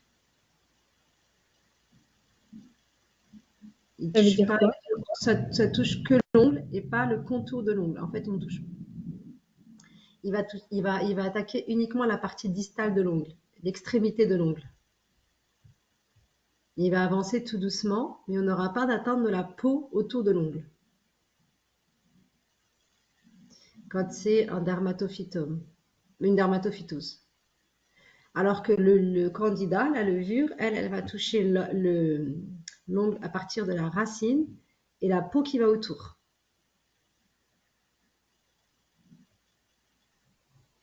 Les atteintes profondes, c'est beaucoup plus rare. Ça, c'est pas à retenir.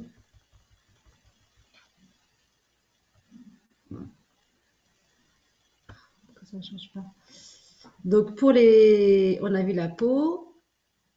Donc, pour les fanères, ça touche les ongles, pardon. On a vu la peau, on a vu les ongles.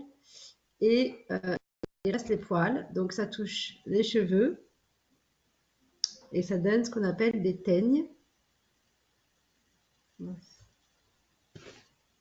D'accord, avec deux types de teignes, microsporiques et trichophytiques. Bon, c'est pas la peine de retenir, mais bon, vous voyez, c'est les grandes plaques comme ça, c'est les microsporiques, alors que les toutes petites comme ça, c'est les trichophytiques. Hop, ça va toucher essentiellement les enfants, mais ça peut aussi donner des atteintes au niveau de la barbe chez l'homme. On appelle ça des psychosis. Au niveau des cheveux comme ça, des kérions chez la femme et l'enfant. Et là, c'est vraiment très, très, très rare que ça atteigne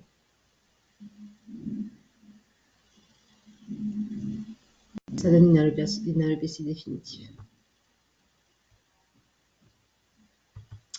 Ça change pas de plan. Donc oui, le traitement, il y a un traitement antifongique, hein, c'est avec des topiques ou systémiques, donc soit par des crèmes, des lotions, etc., soit directement par la bouche. Mais ce qu'il faut, c'est surtout prévenir en luttant contre la chaleur et l'humidité. Hein. Donc chez les sportifs, des chaussettes en coton, des sous-vêtements en coton, bien se laver, bien sécher, serviette personnelle, en été, chaussures ouvertes. Donc les candidoses, eux, ça va être des levures, elles seront dues à des levures, les candidats. Même facteur, locaux, humidité, macération, et des facteurs généraux, hein, d'accord, liés à l'hôte, diabète. La grossesse, ça peut favoriser aussi en perturbant un petit peu surtout chez la femme, en donnant des vaginoses et des mycoses, on va dire, digestives. Alors là, contrairement aux dermatophytoses, ça peut toucher aussi les muqueuses. Donc les dermatophytes, c'est uniquement les parties riches en kératine, la peau et les fanères, alors que le candida,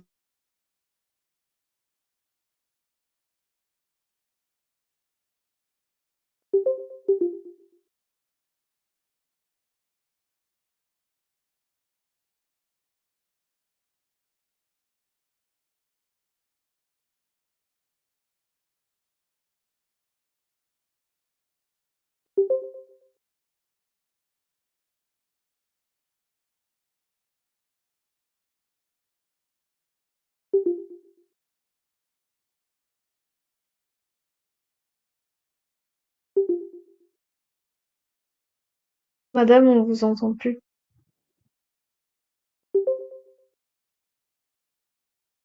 je suis désolée, je crois que mon écran a un problème parce que le son se désactive tout seul, l'enregistrement se désactive tout seul. C'est très curieux, c'est la première fois que ça me fait ça. Très bizarre. Je suis désolée. N'hésitez pas à me le redire à chaque fois. Hein. Le problème, c'est que l'enregistrement, il va être hyper haché parce que du coup, il s'arrête, il reprend, il s'arrête. Bon, je sais pas. Donc, les candidoses, vous voyez, ça touche tout le tube digestif. Vous avez toutes les localisations qui existent. Ça peut effectivement toucher donc les muqueuses, cette fois la peau aussi, mais plutôt dans les plis, les petits plis, les grands plis. Et donc là, quand ça touche les ongles, ce que je vous disais tout à l'heure, contrairement aux dermatophytoses, là, ça touche la racine de l'ongle et la peau autour. D'accord? Voilà pour le rappel des parasites. Et je voulais bien voir avec vous quand même les maladies avant, parce que c'est important. Hop.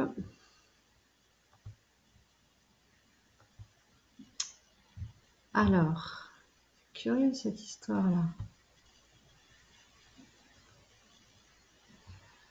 Maladies infectieuses. Vous avez revu un petit peu le cours des maladies infectieuses? Oui, rapidement. Hop là. Super. Décidément, je suis harcelée aujourd'hui. Hop, partager l'écran.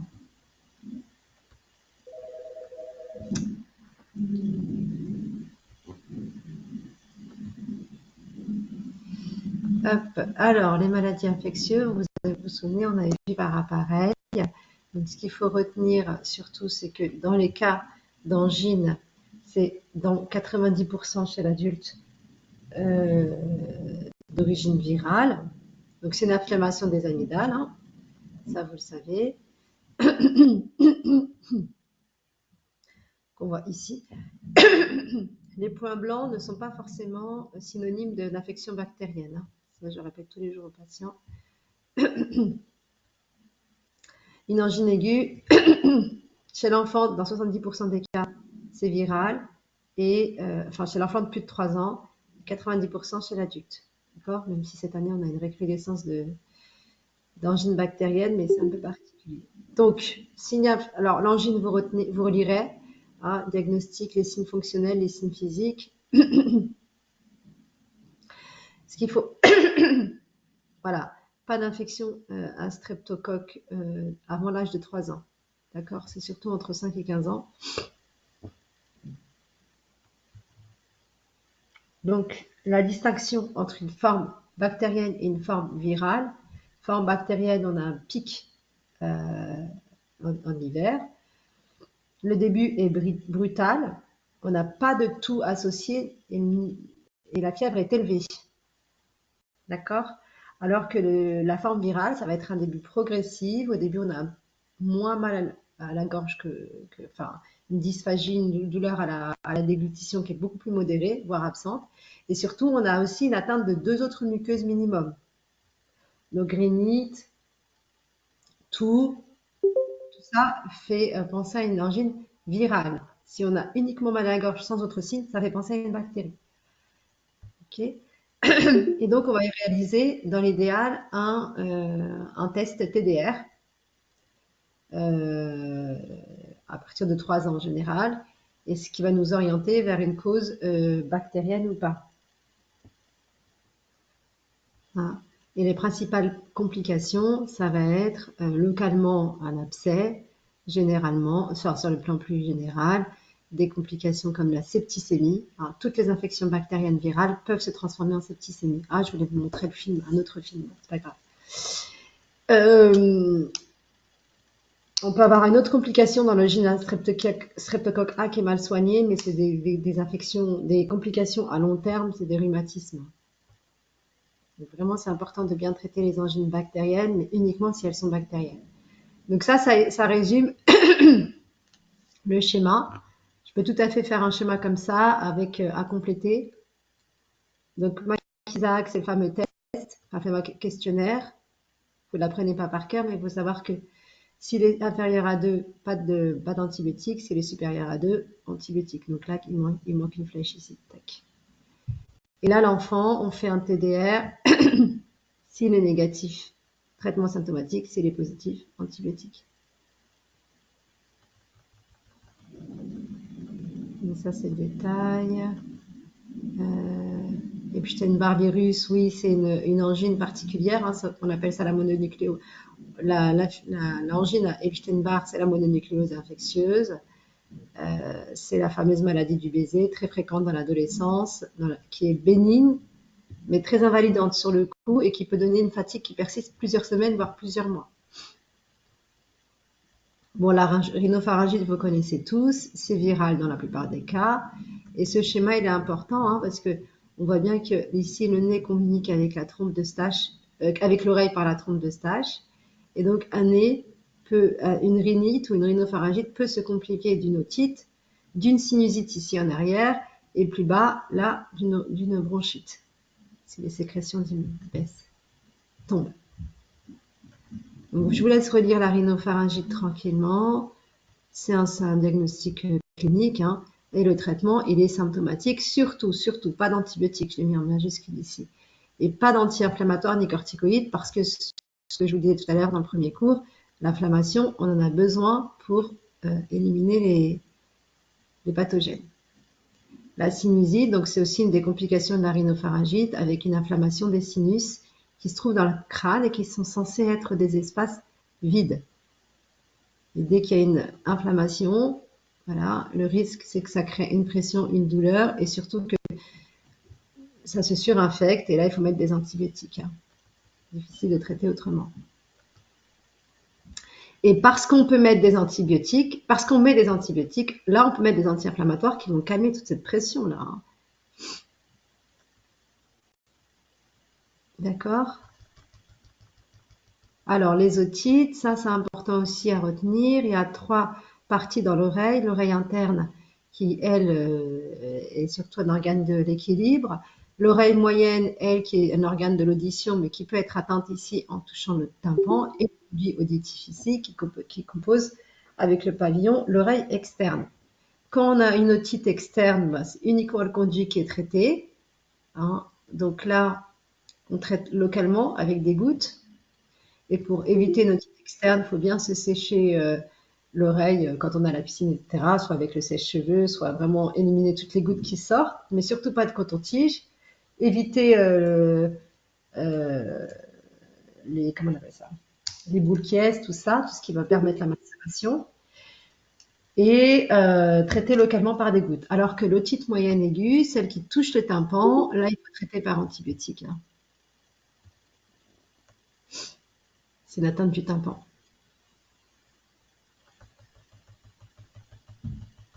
La bronchite, c'est aussi une infection, une complication de la rhinopharyngite.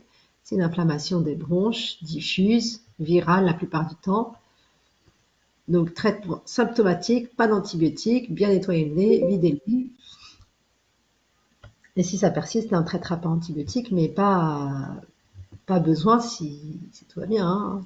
Donc, si par contre l'évolution est extrêmement favorable, sinon il faut reconsidérer le diagnostic, mais sinon c'est un traitement symptomatique.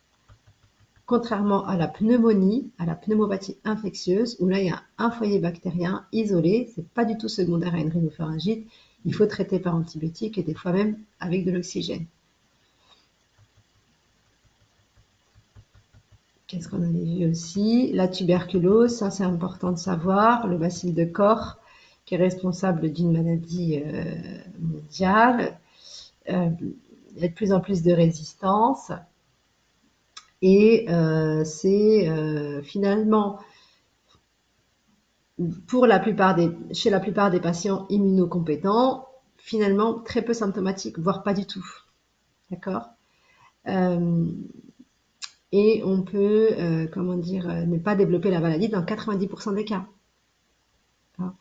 Par contre, si on a une immunodépression, un terrain particulier, là on peut avoir une tuberculose sévère et la façon de le traiter, c'est un traitement antibiotique. Et la forme excavée, c'est celle qui va le produire de plus et qui sera vraiment la source de transmission à l'entourage. Je fais un peu vite, on a déjà vu ça, tout ça il n'y a pas longtemps. La coqueluche, on a vu que c'était lié à une bactérie, ça donne une toux particulière, toux rauque, et qui peut être, tellement intense par quinte qu'il peut faire vomir. Hein. La grippe, ça, vous le savez, on en a parlé. Maladie virale qui touche les poumons.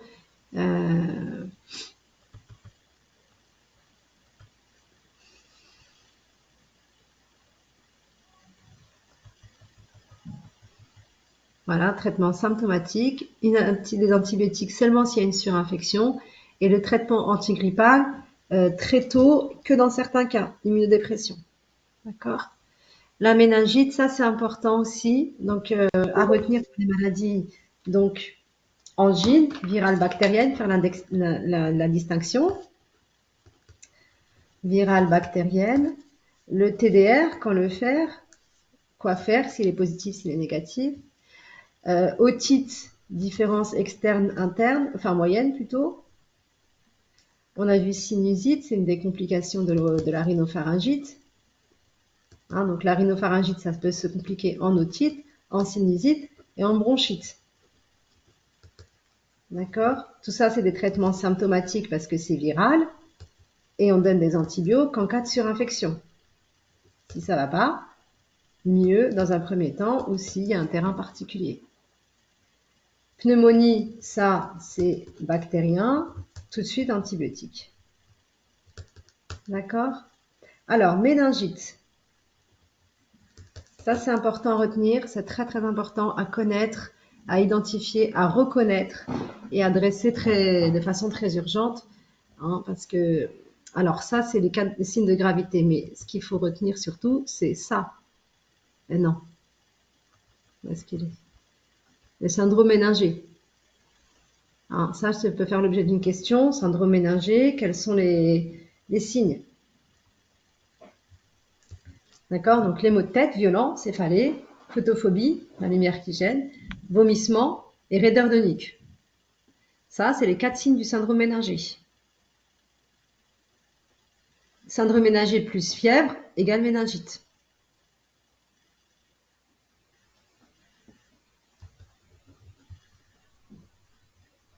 Donc, si je vous demande diagnostic de méningite, c'est un syndrome méningé avec de la fièvre. Vous me décrivez le syndrome méningé. Par contre, si je vous dis complications, enfin, signe de gravité d'une méningite, là, il faudra citer ces signes-là. D'accord? Le purpura, c'est les petits micro-saignements de la peau. C'est un signe de gravité, un signe de coagulation disséminée. Enfin, c'est un peu compliqué, mais il y a les anticorps qui vont s'attaquer au vaisseau, pardon. Donc, ils vont se manifester comme ça. C'est un signe d'extrême urgence. Hein. Donc, toujours quand on a un enfant qui a mal, qui vomit et qui a de la fièvre et qui a mal à la tête, il faut regarder, il faut le déshabiller. Hein. Donc, purpura, trouble de la vigilance, signe neurologique. C'est à peu près la même chose, ces trois signes-là. Trouble de la vigilance, signe neurologique, signe de souffrance du tronc cérébral. C'est juste trouble de la vigilance. État de mal convulsif, c'est une personne qui n'arrête pas de convulser. Instabilité hémodynamique, donc ça, on va le voir dans la septicémie. Accélération du rythme cardiaque, hypotension. Tout ça, c'est des signes de gravité. Donc, je résume. Purpura, trouble de la vigilance, état de mal convulsif et instabilité hémodynamique. D'accord? Les 4 signes de gravité. Dernière chose, comment on fait le diagnostic d'une méningite? Est-ce que quelqu'un peut me dire? Je vais switcher.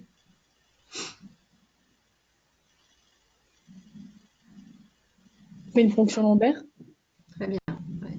Bon, c'était sur un truc, mais j'ai essayé de vite changer. Très bien. Donc, qu'est-ce qu'on fait? On fait le 15. C'est le premier réflexe, c'est faire le 15. Si vous n'êtes pas déjà à l'hôpital. Si vous êtes à l'hôpital, bon, bah, il faut très très vite mettre des antibiotiques, que tout le monde se protège, tout le monde mette un masque. Bon, maintenant c'est systématique, mais avant c'était pas le cas. Et calmer les symptômes. Et bien sûr, c'est une déclaration obligatoire pour chercher les cas contacts. D'accord? Prise en charge de la méningite, c'est une urgence absolue. Il faut absolument que ça ressorte, ça. Urgence absolue. Oula, c'est passé très vite. Le zona, vous vous souvenez? Est-ce que vous avez des questions sur le zona? C'est une réactivation du virus de la varicelle. Les ganglions sont nichés dans le virus est niché dans le ganglion sensitif et va se réactiver dans les moments, on va dire, d'immunodépression, entre guillemets, hein, quand, dans certains cas. Donc, la personne âgée surtout, stress, fatigue, surmenage. Et le problème du zona, c'est forcément, c'est vraiment les douleurs post-ostériennes. C'est une névralgie qui est chronique. On a des douleurs qu'on ne peut plus, il faut vivre avec pendant des mois, voire des années, qui sont très très difficilement calmées. L'endocardite, bon, bah, vous savez que c'est une infection de l'endocarde, difficile à diagnostiquer. Bon, ça, je vous en répète pas. Dermatologie, bon, on l'avait vu surtout. Alors, l'impétigo, c'est la surinfection, on parle de staphylocoque, très fréquent chez les enfants. Ça, on n'a pas vu. Les résipelles, ça, c'est important. Les résipelles, on en a beaucoup. Il faut toujours rechercher la porte d'entrée. On a encore eu un la semaine dernière, un gros placard inflammatoire d'une jambe, c'est unilatéral. Il y a fièvre, donc c'est surtout au membre inférieur. Il faut toujours rechercher une porte d'entrée, plaie, piqûre, et c'est souvent intertrigo, hein. C'est souvent une mycose, c'est souvent chez les diabétiques. Donc, il faut traiter par antibiotique et surtout supprimer le facteur qui favorise. La gale, on l'a vu. Urogénico, bon, c'était juste pour que vous connaissiez. La syphilis, ça revient beaucoup. C'est quand même important de le connaître. Et voilà, moi, je voulais absolument que vous voyez l'appendicite aussi. L'appendicite, ça, c'est très important que vous connaissiez. Parce que ça, c'est pareil, c'est très, très fréquent. Beaucoup plus qu'on le croit. C'est souvent confondu, comme dans ces périodes, comme aujourd'hui, là, c'est des périodes de gastroentérite. Donc, c'est souvent confondu. Et ça peut retarder le diagnostic. C'est une urgence chirurgicale quand même. L'appendicite, il faut savoir que si c'est pas pris en charge rapidement, ça peut se transformer en péritonite et ça peut devenir très grave.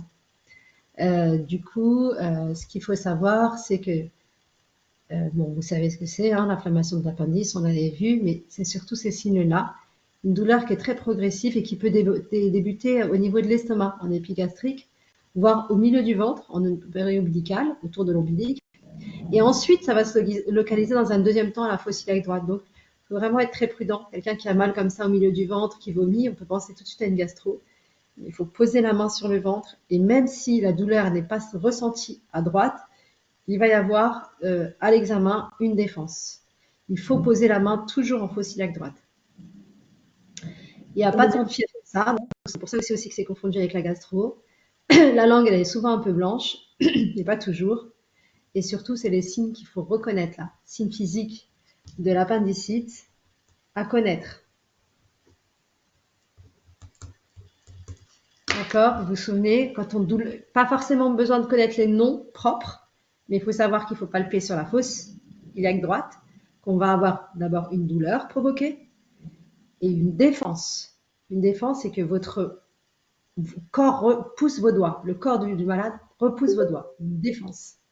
Donc, une douleur, une défense, une douleur à la décompression brutale. Des fois, quand on appuie, ça fait pas mal, mais le fait de relâcher brutalement, ça réveille la douleur. Le signe de Rovsing, c'est quand on appuie à gauche, donc à l'opposé, on provoque une douleur à droite. Ça, c'est un des signes aussi, quatrième signe. Toucher pelvien, pas besoin. Et surtout, les examens complémentaires ne sont pas indispensables. C'est vraiment pour les diagnostics difficiles, on va faire une prise de sang et une imagerie. Mais sinon, si on a ces 4 signes, eh bien, on va au bloc opératoire direct. Parce que sinon, ça peut évoluer dans 20 à 30% des cas en péritonite. Et là, il y aura des signes de choc. Avec une accélération du pouls, une chute de la tension, une fièvre élevée. D'accord? Et tout ça pour en venir au dernier chapitre, qui est très important à connaître aussi, la septicémie. Donc ça, il faut retenir, septicémie, c'est le fait que le germe est passé dans le sang. Pardon, ça peut être secondaire à toutes les causes d'infection possibles et dans des terrains particuliers, sur des terrains particuliers. Donc les symptômes, ça va être des signes d'altération de l'état, une fièvre élevée, frisson, asthénie, et puis surtout des signes d'altération de l'état général, avec des vertiges, confusion, respiration rapide. Et ce qui va indiquer l'état de choc, c'est la chute de la tension et l'accélération du rythme cardiaque. D'accord? Je vais répéter. C'est une urgence vitale. Donc le diagnostic, il est clinique aussi. Accélération du rythme cardiaque, chute de la tension. On va directement en réanimation. On traite le germe. Pour le retrouver, on fait des prélèvements qu'on appelle des hémocultures. On traite la cause de l'infection, bien sûr. S'il y a besoin d'opérer, par exemple, une appendicite, il faut l'opérer très vite. Et ça, c'est les signes à retenir. Donc, tachycardie supérieure. Tachycardie, c'est accélération du rythme cardiaque supérieur à 100. Et surtout, chute de la tension et hyperventilation. Souvent, il faut respirer très vite. Le reste, c'est pas la peine de retenir. Voilà. Le choc septique, c'est une défaillance d'organes. Donc, neurologique, circulatoire, insuffisance rénale, acidose métabolique, qui peut conduire à la mort si elle n'est pas traitée. Voilà, j'ai un peu accéléré à la fin. Le traitement, ça dépend de l'agent pathogène, bien sûr, c'est ce que je viens de vous dire. On traite par antibiotique et on élimine le foyer initial. Et ensuite, on fait les traitements de réanimation. C'est, en conclusion, une urgence. Si vous voyez fièvre, frisson, douleur, vomissement, éruption cutanée, enfin, ça, c'est en fonction de la cause. Mais surtout, ces 3 signes, il faut faire le 15. Tachycardie, accélération du rythme cardiaque. Tachypnée, accélération de la respiration. Et hypotension orthostatique, il faut faire le 15, c'est une urgence vitale. D'accord? Je voulais vous mettre un petit film que j'avais retrouvé, c'est 3 minutes. Et puis ensuite, Mais je pense qu'on va peut-être même s'en passer si vous voulez poser des questions. Attendez, c'est quoi? C'est celle-ci. J'étais un peu vite, c'était pour insister sur certains points. Euh,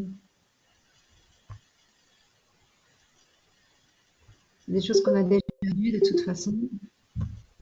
Pourquoi ça s'ouvre pas? Ah, peut-être que c'est ça qui est génial.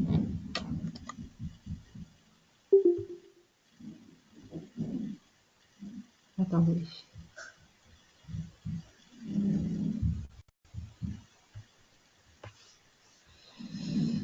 Ah, je suis là. Alors, partager.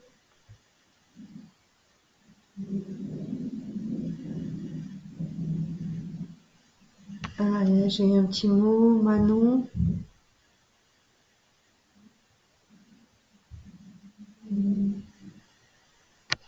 Ok, très bien. Oui, voilà, très bien. Ah oui, il fallait juste me prévenir. Ok, Manon, c'est noté. Enfin, vous pourrez lui dire. Je sais pas comment répondre. Alors, il faut mettre son nom de famille, c'est Pontier. Alors, d'accord. Activer la caméra, non. Partager.